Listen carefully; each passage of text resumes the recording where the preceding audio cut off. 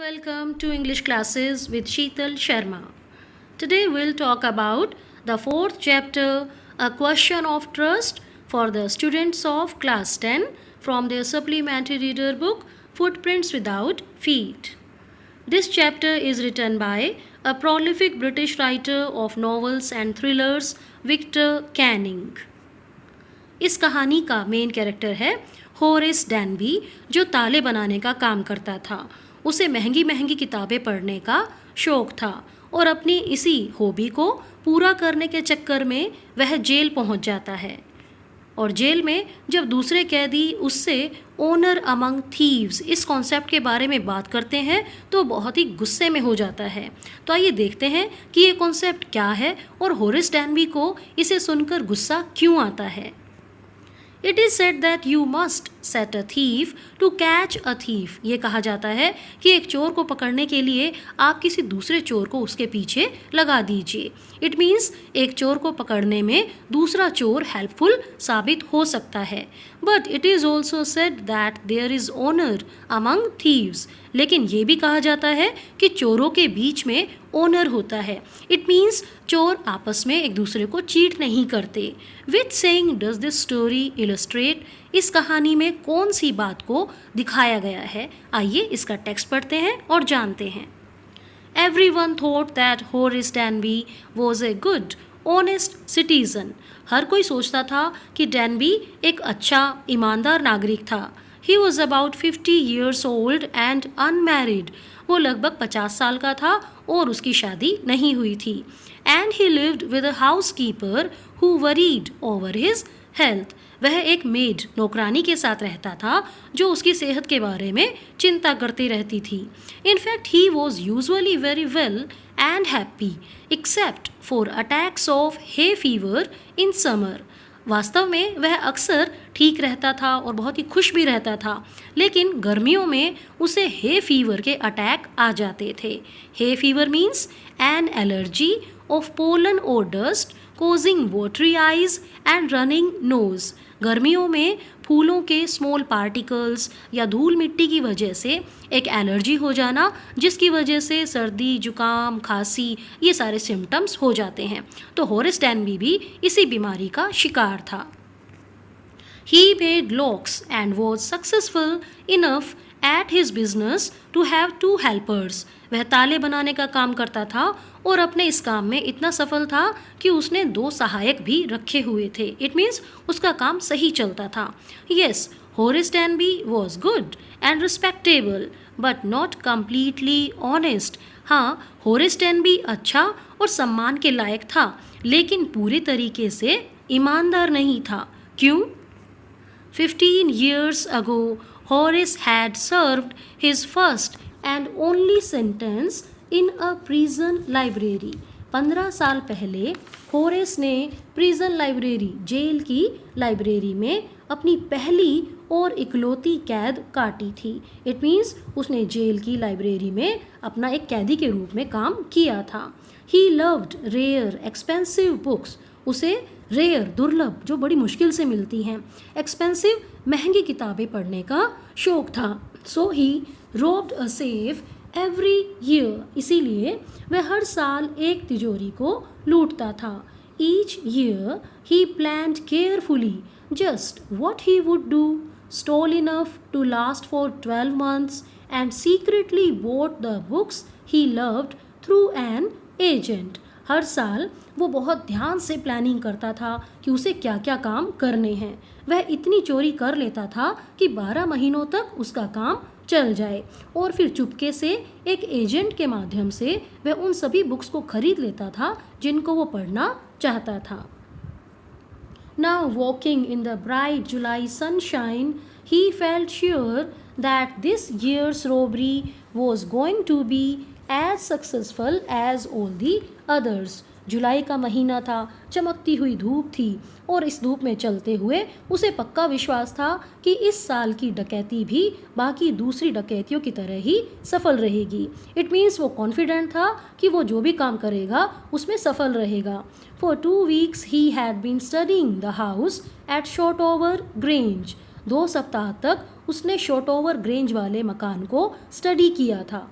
Grange means a country house with farm buildings attached. Shortover Grange वाले इस मकान को उसने बारीकी से जांच लिया था कि कौन कौन सी चीज़ें हैं, कहाँ पर हैं, जैसे कि looking at its rooms, it's electric wiring, it's paths and it's garden.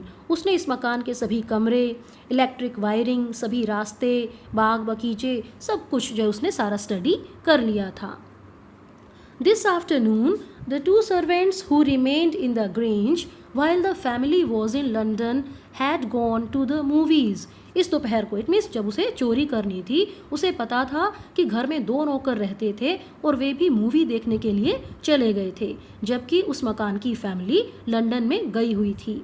Horace so them go, Horace ने उन नौकरों को जाते हुए देख लिया था। And he felt happy in spite of a little tackle of hay fever in his nose. Horace बड़ा खुश था, हालांकि उसके नाक में हे फीवर की वजह से थोड़ी खुजली, इरिटेशन हो रही थी। He came out from behind the garden wall, वह गार्डन वाली दीवार के पीछे से आया। His tools carefully packed in a bag on his back, और उसकी बैक पर, पीठ पर एक बैग था जिसमें उसने सारे औजारों को बड़े ध्यान से पैक किया हुआ था। इट मीन्स वो पूरी तैयारी के साथ आया था। There were about 15,000 pounds worth of jewels in the grange safe. Grange की इस तिजोरी में लगभग 15,000 पाउंड की कीमत वाले ज्वेल्स थे। If he sold them one by one, he expected to get at least 5,000, enough to make him happy for another year. वह सोचता है कि अगर उसने ये गहने एक एक करके भी बेचे तो उसे 5,000 पाउंड लगभग जो है मिलने की उम्मीद थी। Enough to make him happy for another year, और उसे अगले साल तक भी खुश रखने के लिए ये चीज़ें पर्याप्त होंगी। अब ज्वेलरी जो है 15,000 पाउंड की थी, लेकिन ये चोरी का माल था, इसीलिए उसे उम्मीद थी कि लगभग 5,000 पाउंड उसको मिल जाएंगे। There were 3 very interesting books coming up for sale in the autumn. पतझड़ के मौसम में 3 बहुत ही इंटरेस्टिंग बुक्स सेल के लिए आने वाली थी। Now he would get the money he wanted to buy them. और अब उसे वो पैसा मिल जाएगा जिसकी सहायता से वो उन सारी बुक्स को खरीद सकेगा। He had seen the housekeeper hang the key to the kitchen door on a hook outside. उसने देख लिया था कि नौकर ने किचन के दरवाजे की चाबी बाहर एक हुक पर टांग दी थी।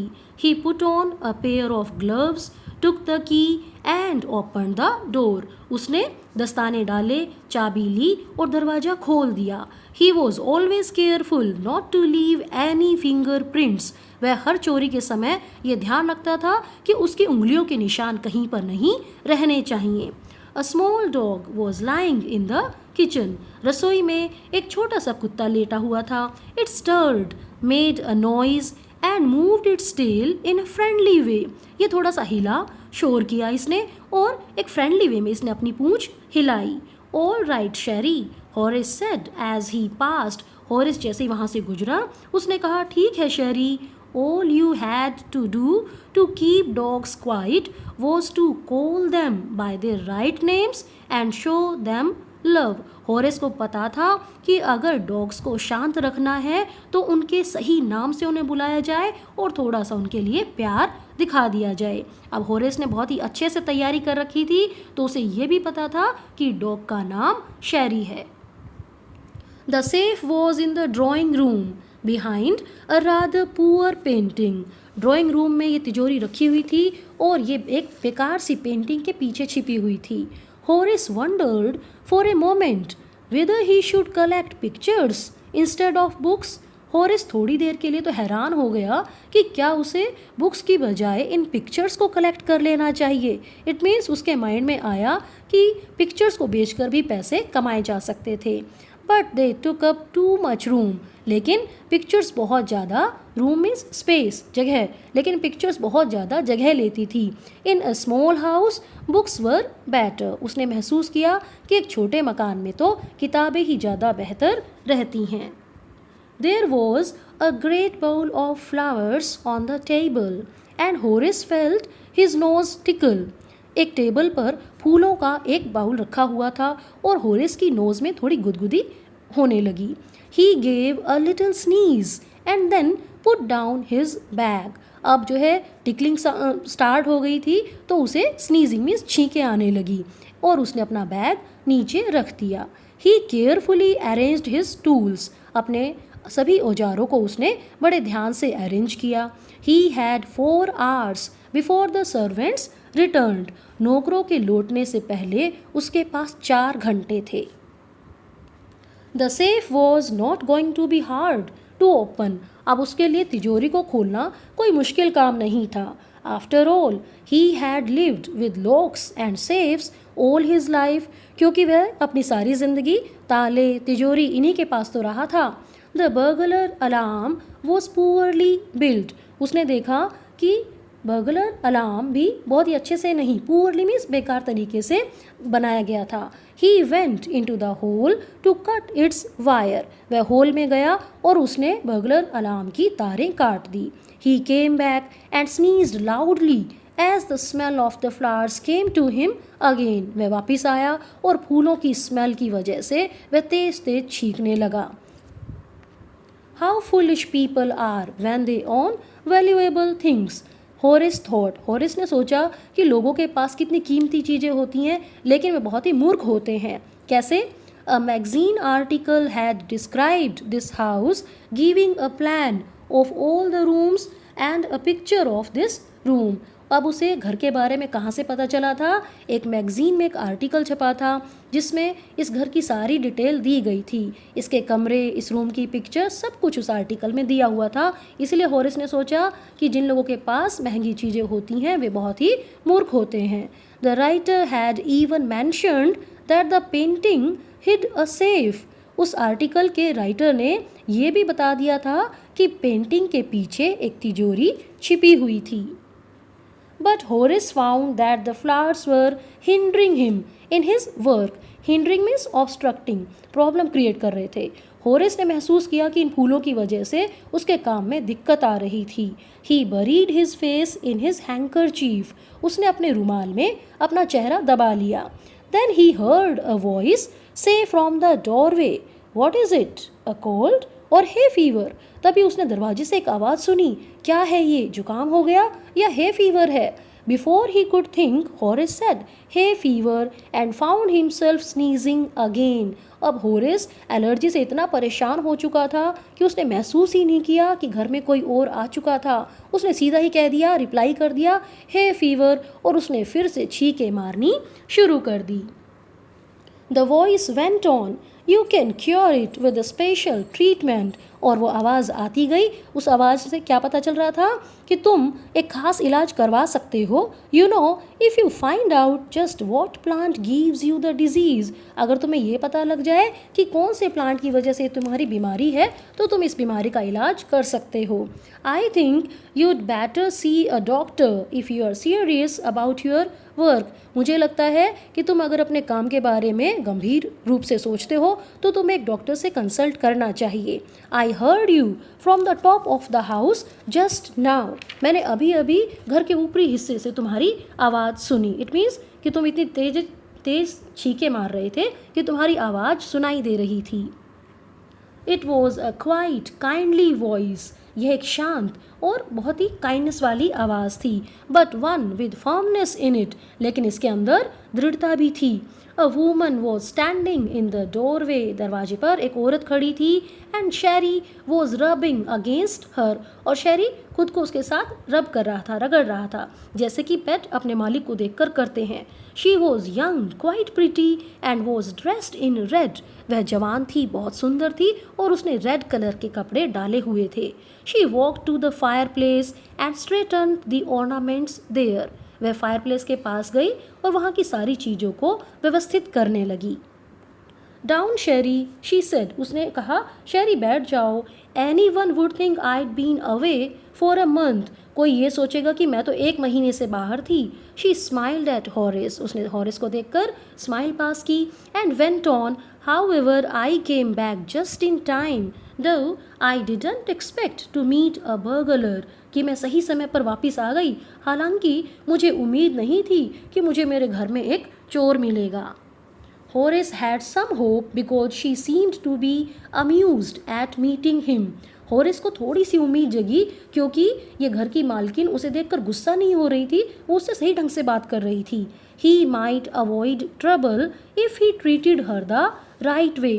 वो मुसीबत से बच सकता था अगर वो इस औरत से सही ढंग से व्यवहार कर लेगा. He replied, I didn't expect to meet one of the family. उसने उत्तर दिया कि मुझे उम्मीद नहीं थी कि कोई फैमिली मेंबर मुझे यहाँ पर मिल जाएगा. She nodded. उसने अपनी गर्दन हिलाई. I see what an inconvenience it is for you to meet me. हाँ, मुझे पता लग रहा है कि तुम मुझसे मिलकर बहुत ही अनकंफर्टेबल महसूस कर रहे हो, तुम्हें असुविधा हो रही है. What are you going to do? अब तुम क्या करोगे? Horace said, my first thought was to run. Horace बोला कि हाँ, मेरा पहला विचार तो भाग ही जाने का था.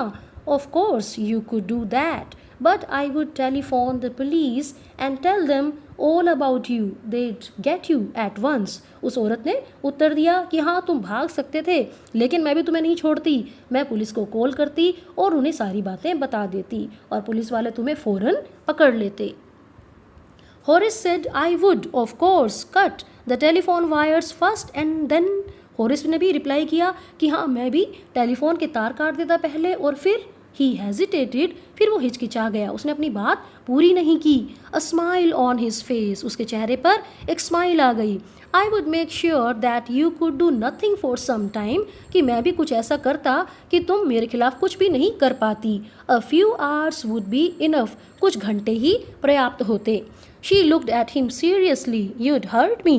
उसने उसकी तरफ गंभीर रूप से देखा. तो तुम मुझे चोट पहुंचाते. Horace paused. Horace रुका and then said, और बोला, I think I was trying to frighten you when I said that. कि मैं सोचता हूँ कि मैं जब ये बात कह रहा था तो मैं तो तुम्हें सिर्फ डराने की कोशिश कर रहा था. You didn't frighten me. तुमने मुझे नहीं डराया. It means औरत जो है नहीं डर रही, वो कह रही है कि तुम्हारी कहने से मैं नहीं डरी. Horace suggested, it would be nice if you forget you ever saw me. Let me go.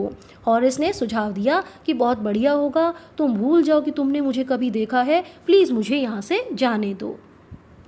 The voice was suddenly sharp. और अचानक से उस औरत की आवाज़ बहुत ही तीखी हो गई. Why should I? क्यों जाने दूँ? क्यों मुझे ऐसा करना चाहिए? यू वर गोइंग टू रोब मी. तुम तो मुझे लूट रहे थे. If I let you go you will only रोब समवन एल्स. अगर मैं तुम्हें जाने दूँ तो तुम किसी और को लूट लोगे. Society must be protected from man like you. समाज की तुम्हारे जैसे आदमियों से रक्षा की जानी चाहिए. Horace smiled. I am not a man who threatens society. Horace ने मुस्कुराकर कहा कि मैं ऐसा आदमी नहीं हूँ जो समाज को धमकी दे, समाज को डराए. I steal only from those who have a lot of money. मैं तो केवल उन्हीं लोगों के घर चोरी करता हूँ जिनके पास बहुत ज़्यादा पैसे हैं. I steal for a very good reason. मैं तो एक बहुत ही अच्छे कारण की वजह से चोरी करता हूँ. And I hate the thought of prison. और मुझे तो जेल के विचार से ही बहुत ज़्यादा नफरत है. She laughed. वह हंसने लगी. And he begged. और वो बेचारा रिक्वेस्ट किए जा रहा था. Thinking that he had persuaded her. अब होरेस के मन में ये चल रहा था कि शायद उसने इस औरत को कन्विंस कर लिया था, मना लिया था. Look, I have no right to ask you for anything, but I am desperate. देखो, मुझे कोई हक नहीं है कि मैं तुमसे कुछ कहूँ, लेकिन मैं अब बहुत ही निराश हो चुका हूँ. Let me go, and I promise never to do this kind of thing again. मैं तुमसे प्रॉमिस करता हूँ मैं ऐसा काम फिर कभी नहीं करूँगा. I really mean it. मैं सचमुच ये बात कह रहा हूँ. She was silent watching him closely. वह चुप थी और उसे बड़े ध्यान से देख रही थी. Then she said, you are really afraid of going to prison, aren't you? फिर उसने कहा कि हाँ, तुम्हें वास्तव में ही जेल जाने से डर लगता है, क्या ऐसा नहीं है? She came over to him shaking her head. I have always liked the wrong kind of people. सिर हिलाते हुए वह उसके पास आकर खड़ी हो गई और उसने कहा, मुझे हमेशा गलत किस्म के आदमी अच्छे लगते रहे हैं. She picked up a silver box from the table and took a cigarette from it. उसने एक सिल्वर बॉक्स उठाया टेबल पर से और उसमें से एक सिगरेट निकाली. Horace eager to please her, Horace बड़ा उत्सुक था कि कैसे इस लेडी को खुश किया जाए, इसको मनाया जाए. And seeing that she might help him took off his gloves, gave her his cigarette lighter. हॉरिस को उम्मीद थी कि ये औरत उसकी मदद कर सकती है, इसीलिए उसने अपने ग्लव्स निकाल लिए और अपना सिगरेट लाइटर उसकी तरफ किया. You will let me go, he helped the lighter towards हर. उसने लाइटर उसकी तरफ करते हुए कहा कि तुम मुझे जाने दोगी. Yes but only if you'll do something for me. हाँ, मैं जाने दूंगी, लेकिन तुम्हें मेरे लिए कुछ करना होगा. एनीथिंग यू से, जो भी तुम कहोगी मैं वही कर दूंगा. Before we left for London I promised my husband to take my jewels to our bank. London जाने से पहले मैंने अपने हस्बैंड को वादा किया था कि मैं सारे ज्वेल्स को बैंक में रख दूंगी. But I left them here in the safe, लेकिन मैं उनको यहीं तिजोरी में छोड़ गई. I want to wear them to a party tonight. आज रात की एक पार्टी में मैं उन सभी गहनों को पहनना चाहती हूँ. So I came down to get them but, लेकिन मैं जो है इन्हीं गहनों को लेने आई थी, लेकिन इतना कहकर वो चुप हो गई. Horace smiled. You have forgotten the numbers to open the safe, haven't you. Horace ने मुस्कुराकर बोला, अच्छा तो तुम नंबर भूल गई हो जिनसे तिजोरी को खोला जा सकता है, क्या ऐसा ही है? Yes replied the young lady. और यंग लेडी ने कहा कि हाँ, मैं नंबर भूल गई हूँ. Just leave it to me and you'll have them within an hour. ये बात मुझ पर छोड़ दो और तुम्हें 1 घंटे के अंदर ही वो सारे ज्वेल्स मिल जाएंगे. But I will have to break your safe, लेकिन मुझे तुम्हारी इस तिजोरी को तोड़ना पड़ेगा. Don't worry about that. My husband won't be here for a month and I'll have the safe mended by that time. तुम उस बात की चिंता मत करो, मेरे हस्बैंड 1 महीने तक यहाँ नहीं आएंगे और मैं तब तक इस सेफ को मेंडेड मीन्स रिपेयर करवा लूँगी. And within an hour, Horace had opened the safe, given her the jewels and gone happily away. और 1 घंटे के अंदर ही हॉरिस ने तिजोरी खोल दी थी, सारे ज्वेल्स उस लेडी को दे दिए और वो भी खुशी खुशी चला गया. For 2 days he kept his promise to the kind young lady. 2 दिन तक उसने जो उस यंग लेडी को वादा किया था उसे निभाए रखा. On the morning of the 3rd day, however, he thought of the books he wanted. लेकिन 3रे दिन की सुबह ही उसे उन सारी बुक्स की याद आ गई जो वो खरीदना चाहता था. उसने उन बुक्स के बारे में सोचा. And he knew he would have to look for another safe. और उसे लग गया था कि अब उसे कोई दूसरी तिजोरी के बारे में जो है तलाश करनी पड़ेगी, उसे दूसरी तिजोरी ढूंढनी पड़ेगी. But he never got the chance to begin his plan. लेकिन उसे अपनी योजना शुरू करने का मौका ही नहीं मिला. क्यों? Because by noon a policeman had arrested him for the jewel robbery at Shotover Grange. क्योंकि एक पुलिस वाला आ गया था और शॉर्ट ओवर में गहनों की चोरी के आरोप में उसने हॉरिस को अरेस्ट कर लिया था. His fingerprints, for he had opened the safe without gloves, were all over the room. अब उसने तिजोरी ग्लव्स के बिना ही ग्लव्स उतार कर खोली थी, इसीलिए उसके फिंगरप्रिंट्स सारे रूम में दिखाई दे रहे थे. And no one believed him when he said that the wife of the owner of the house had asked him to open the safe for her. किसी ने भी उसकी बात का यकीन नहीं किया जब उसने कहा कि अरे घर की मालकिन ने ही मुझे तिजोरी खोलने के लिए कहा था. The wife herself, a grey-haired, sharp-tongued woman of 60, said that the story was nonsense. क्योंकि घर की मालकिन खुद ही वहाँ पर आ गई थी. वो तो सफ़ेद बालों वाली और तीखी जुबान वाली 60 साल की औरत थी और इस औरत ने कहा कि हॉरिस जो कहानी सुना रहा है ना, बिल्कुल बकवास है. हॉरिस is now the assistant librarian in the prison. अब हॉरिस जेल में असिस्टेंट लाइब्रेरियन के तौर पर काम करता है. ही often thinks of the charming, clever young lady who was in the same profession as he was. वह अक्सर उस सुंदर क्लेवर यंग लेडी को याद करता है जो उसके ही प्रोफेशन में थी. इट मीन्स वो भी एक चोर थी. एंड हु ट्रिक्ड हिम, लेकिन उस औरत ने उसे धोखा दिया था, उसे मूर्ख बना दिया था. He gets very angry when anyone talks about honour among thieves. इसीलिए बहुत ही गुस्सा हो जाता है जब भी कोई किसके बारे में बात करता है? Owner among thieves. It means चोर तो आपस में एक दूसरे को धोखा नहीं देते. तो हॉरिस बहुत ही गुस्से में आ जाता है जब भी ये बात चलती है. तो यहाँ पर चैप्टर का टेक्स्ट खत्म होता है. Now let's discuss important questions of the chapter. First question is, who was Horace Danby? Horace Danby कौन था? Answer is, Horace Danby was not a typical thief. Horace Danby एक टिपिकल थीफ नहीं था. It means वह आम चोरों की तरह नहीं था. ये हमने लेसन में पढ़ा है कि वह एक खास किस्म का चोर था जो एक साल में तिजोरी को लूटता था.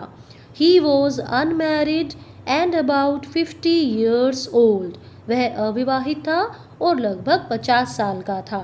He made locks. वह ताले बनाता था. He was a good man but not completely honest. वह एक अच्छा आदमी था लेकिन पूरी तरीके से ईमानदार नहीं था. Second question is, what was Horace Danby's hobby? How did he manage to fulfil it? Horace Danby का क्या शौक था और वह इसे कैसे पूरा करता था? Answer is, Horace loved to read rare and expensive books. Horace को दुर्लभ और महंगी पुस्तकें पढ़ना बहुत अच्छा लगता था. He used to rob a safe every year to fulfill this hobby. और अपनी इस हॉबी को पूरा करने के लिए वह हर साल एक तिजोरी को लूटता था. He secretly bought the books through an agent. एक एजेंट के माध्यम से वह इन पुस्तकों को चुपके से खरीदता था. Next question is, what planning did he make to rob Shotover Grange? Shotover Grange को लूटने के लिए उसने क्या योजना बनाई? Answer is, he gathered every detail of the house at Shotover Grange. Gather means इकट्ठे करना. उसने शोटोवर ग्रेंज की हर डिटेल को इकट्ठा किया. He knew that the family was in London. उसे पता था शोटोवर ग्रेंज में रहने वाली फैमिली लंदन में थी. 2 servants of the house had gone to watch movie that day. That day means वो दिन जब होरेस को चोरी करनी थी. उस दिन मकान में रहने वाले दोनों नौकर मूवी देखने के लिए बाहर गए हुए थे. Next question is, who is the real culprit in the story, the lady और होरेस? कहानी में असली दोषी कौन है, वो लेडी या Horace Danby? Answer is, the young and pretty lady is the real culprit. वो जवान और सुंदर औरत असली दोषी है. She pretends to be mistress of the house. वह झूठा दिखावा करती है कि वह मकान मालकिन है. She tells Horace that she has forgotten the numbers to open the safe. वह होरेस को कहती है कि तिजोरी खोलने के नंबर उसे याद नहीं है, वह ये नंबर भूल गई है. So she wants him to break the safe and help her in getting the jewels. इसीलिए वह चाहती है कि होरेस तिजोरी को तोड़े और उसकी मदद करे ताकि तिजोरी में रखे हुए गहने उसे मिल जाएं. Next question is, why does Horace get angry when anyone talks about honour among thieves? जब भी कोई ऑनर अमंग थीव्स इस बारे में बात करता है तो होरेस को गुस्सा क्यों आ जाता है? Answer is, this phrase means that thieves do not cheat each other. इन शब्दों का मतलब है कि चोर आपस में एक दूसरे को कभी धोखा नहीं देते. But Horace is befooled by another thief. लेकिन हमने स्टोरी में देखा है कि होरेस को तो एक दूसरे चोर ने ही मूर्ख बना दिया है. He is put behind bars for a crime which he has not committed for himself. वह अब जेल में है, सलाखों के पीछे है और एक ऐसे अपराध के लिए जो उसने खुद के लिए नहीं किया. इट मीन्स उसने तिजोरी तोड़ी लेकिन गहने सारे वो यंग लेडी ले गई. So he gets angry when anyone talks about honor among thieves. इसीलिए उसे गुस्सा आ जाता है जब भी कोई honor among thieves के बारे में बात करता है. और आइए अब डिस्कस करते हैं summary of the chapter. A Question of Trust is an interesting story written by Victor Canning. प्रश्न किसका? विश्वास का प्रश्न। ये कहानी विक्टर कैनिंग के द्वारा लिखी गई है। It is about a lock Smith named हॉरिस डैनबी, और ये कहानी हॉरिस डैनबी नाम के एक लॉक स्मिथ के बारे में है। इट मीन्स हॉरिस डैनबी ताले बनाता था। He was a good and respectable person but not completely honest. वह अच्छा और सम्मान के लायक व्यक्ति था दूसरों की नज़रों में, ये हमने पढ़ा था लेसन में, लेकिन वह पूरे तरीके से ईमानदार नहीं था। He robbed safe every year to buy rare and expensive books. वह हर साल एक तिजोरी को लूटता था, और वो भी किस लिए? महंगी और दुर्लभ पुस्तकों को खरीदने के लिए। ही वॉज अ मैटिकुलस प्लानर, बहुत ही बारीकी से प्लानिंग करने वाला चोर था वह। ही प्लान्ड टू रोब द शॉर्टओवर ग्रेंज, और उसने एक बार क्या किया? शॉर्टओवर ग्रेंज को लूटने की योजना बनाई। He got every detail of the house, उसने मकान की हर डिटेल इकट्ठी की, प्राप्त की। One afternoon he entered the house, और एक दोपहर वह उस मकान में एंटर कर गया। There was a bowl of flowers whose smell made him sneezing, वहाँ पर एक जो है फूलों का प्याला रखा था, जिसकी वजह से उसकी स्मेल आने लगी और उसे छींके आने लगी। Then a young lady came and caught him red handed, और तभी एक यंग लेडी आई और उसने हॉरिस को रंगे हाथों पकड़ लिया। She behaved like the mistress of the house, और वह कैसे बिहेव कर रही थी? मानो वह घर की मालकिन हो। She agreed to let him free if he would break the safe and give her jewels, उसने कहा कि वह उसको फ्री कर देगी। इट मीन्स वह उसको जाने देगी अगर वह तिजोरी को तोड़ दे और तिजोरी में रखे हुए सारे गहने उसको दे दे। He open the safe without wearing gloves, और उसने तिजोरी को ग्लव्स पहने बगैर ही खोल दिया। After 2 days, the police arrested him as his fingerprints were found all over the safe. 2 दिनों के बाद पुलिस ने उसे ही गिरफ्तार कर लिया क्योंकि उसकी उंगलियों के निशान तिजोरी पर पाए गए थे। He realized that the young lady had befooled him. तब उसे महसूस हुआ कि उस यंग लेडी ने तो उसे मूर्ख बना दिया था। क्यों मूर्ख बना दिया था? Because she herself was a thief, क्योंकि वह खुद ही एक चोर थी। So he felt angry to hear about honor among thieves. इसीलिए जब भी वो सुनता था honor among thieves के बारे में तो उसे गुस्सा आ जाता था। और अब हम डिस्कस करते हैं message of the chapter. This story shows that Horace was clever in stealing, yet he was befooled. ये कहानी हमें बताती है कि होरिस चोरी करने में बहुत ही क्लेवर था, लेकिन फिर भी वह मूर्ख बन गया था। It gives a message that everyone has to pay for his wrong actions. और इस कहानी से हमें ये संदेश मिलता है कि हर व्यक्ति को अपने गलत कामों का परिणाम भुगतना पड़ता है। Horace's anger over the concept of honor among thieves shows that honesty in profession always counts. और दूसरा मैसेज इस कहानी का, जब होरिस को ऑनर अमंग थीव्स के बारे में गुस्सा आता है तो हमें पता लगता है कि हर प्रोफेशन में ईमानदारी बहुत ही महत्वपूर्ण होती है। So in this way we have discussed all the important questions of this chapter. Now please subscribe to my channel English Classes with Sheetal Sharma, and thank you very much for watching this video.